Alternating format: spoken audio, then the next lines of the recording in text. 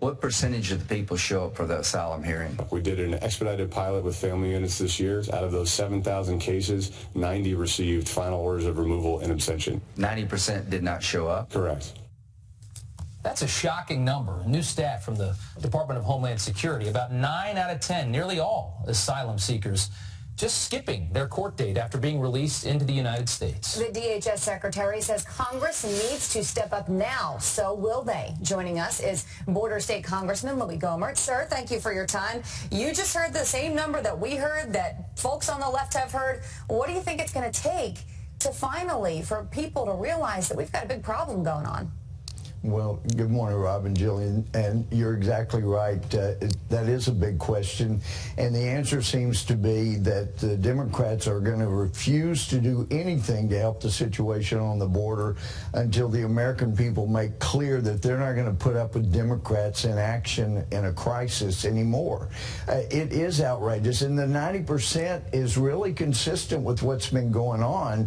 The Democrats are not going to spend a dime to help the situation. And so actually they are exacerbating things. They're helping lure more thousands and tens of thousands of people to the border by not doing anything. And the president's doing what he can with what he's got. But one of the things that I'm recommending is, since the immigration judges are simply appointed by the Attorney General, let's take some old Katrina trailers, let's take big tents, whatever we got to do, set them up on the border, have immigration judges right there on the border. So as people claim asylum, you take them right in. You don't let them out on their own recognizance. You give them a hearing right then, that day, and then you deport the 95% that are not given asylum after a hearing. So it is critical, but the fact that we're not doing anything sufficient is also drawing more and more people to the border. It's a vicious cycle. And sir, what about the safe third country deal that we're starting to see? The Washington Post took some pictures of that piece of paper that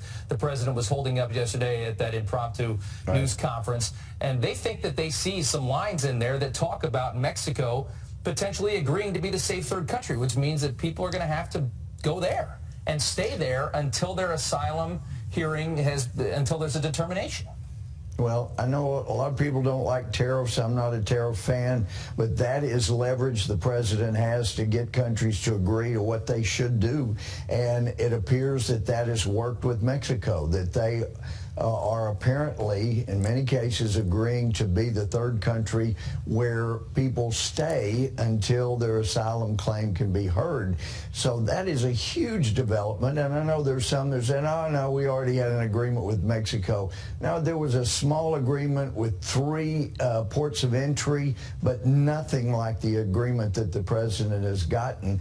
And by the way, when people come into the United States from Mexico, from countries other than Mexico, they really have no right to claim asylum, because you have to be coming from a country in which you have a reasonable fear, and they're coming through Mexico, which means they're in a country where they no longer have that fear. They ought to stay right there in Mexico. We have a couple seconds left. I want to get your take on this. What do you say to people who say that the president is claiming victory right now, speaking of the tariffs on Mexico, that he's claiming victory over a problem that he created?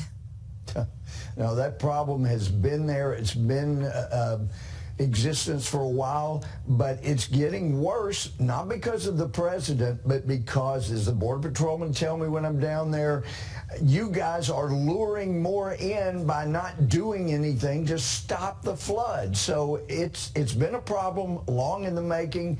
The Democrats help contribute, Republicans help contribute, but now it's the Democrats that refuse to do anything. They're making it much worse. Congressman, thanks so much for your time. We appreciate it. Thanks, Rob. Thanks, Judy.